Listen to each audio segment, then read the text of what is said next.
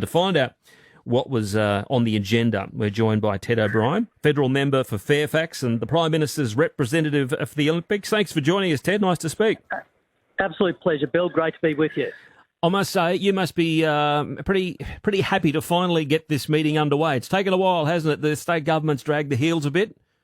Well, we're just delighted that we are where we are today, and we've gotten everybody together, and Andrew Liveris in the chair as president of the Organising Committee. So, look, a terrific milestone, and it was a really productive meeting.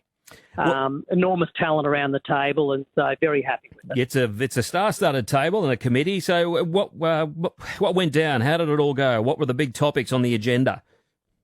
Well, as you probably know, Bill, we're in a phase now that we have stood up the Organising Committee. It's been established. We've now met.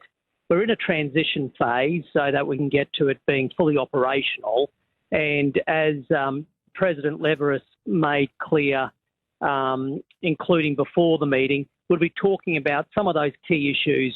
A new chief executive officer will have to be appointed, and that was certainly a key part of the discussion, that a professional recruitment process will begin so that we can appoint, go out, search and then appoint a CEO. And now that we have the Organising Committee up and running, that process will, of course, be led by the chair, the president, Andrew Liveris. And so that was one of the key outcomes from today. And will that search be only around Australia, or will it be wider than that, or just around Queensland? What are you looking for in terms of qualifications? We're looking for the best in the business, of course, Bill. And we found the best in the business with Andrew Liveris to be chair, and I'm sure we will when it comes to the CEO. Any talk or discussion today about venues and that sort of thing and transformation in terms of the city infrastructure? Oh, look, the details of infrastructure, I'm sure will be covered over time. This was our inaugural meeting, and it was just great because it provided an opportunity for us to hear from each other in terms of people's aspirations, their ambitions. What do we want to extract from the 2032 Olympic Paralympic Games? And I think that's important, especially for an inaugural meeting. And certainly the style of Andrew Liveris is a very consultative one. And I think everybody in the room felt that. I think his leadership is going to be critical for the organisation of the Games as we move forward. And so first meeting done, tick, and very productive and delighted with it. How will you use the extra planning time you've got to maximum advantage to get these games ready? Well, separate, of course, from the Organising Committee, remembering the Organising Committee's job is to put the show on in 10 years' time. Separate from that, the governments have a job to do, and that is all around ensuring we deliver infrastructure, venues, but also transport infrastructure.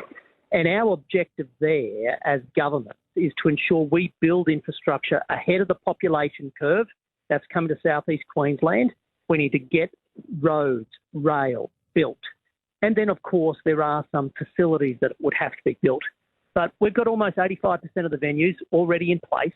And that's one of the reasons why we do believe that these new norms we're working under for the Olympic movement are good for Queensland, because we already have such solid facilities. But transport's key. As population grows, those decisions will be made by governments and not by the Organising Committee.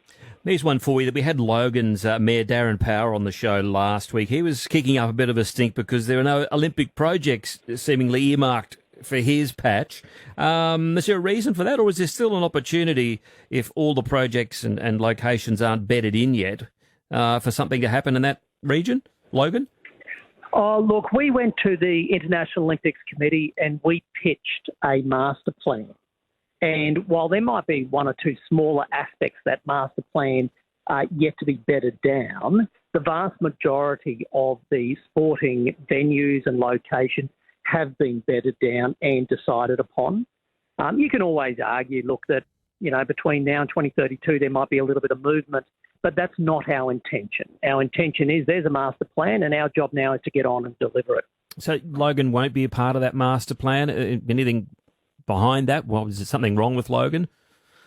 Oh, look, at no point is there anything wrong with any area. You know, one of the challenges we have in Queensland, indeed across Australia, is the depth of talent of both facilities and people. And when you're so flushed with some wonderful options, there are always hard decisions that need to be made. But we put our best foot forward. I think the big message here to any place throughout Queensland and indeed Australia is everyone's going to win by this. We need to focus not on the 4 weeks of sport in 10 years' time and, you know, what facility might a sport be played in, but rather the 10-year runway to 2032. Everyone gains by that, regardless of whether in 10 years there's going to be a particular sport played on a particular day. That's not where we extract the benefits. The benefits for the Games is 10 years in the runway. We can all rise with that.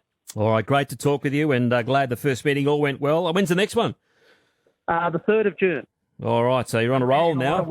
Absolutely. Sleeves are rolled up. We're getting stuck into it. And Andrew Leverous is keeping us on task. I can assure you of that. You just need to win that election now, I guess, don't you, to keep going, keep it rolling on. Well, that's another conversation, yes. Bill. I look forward to it. All right. Appreciate your time. That's Ted O'Brien. Thanks, He's mate. the federal member, bye-bye now, for Fairfax and the Prime Minister's representative for the Olympics on the first meeting of the Brisbane Olympic Games Organising Committee today. It's 27...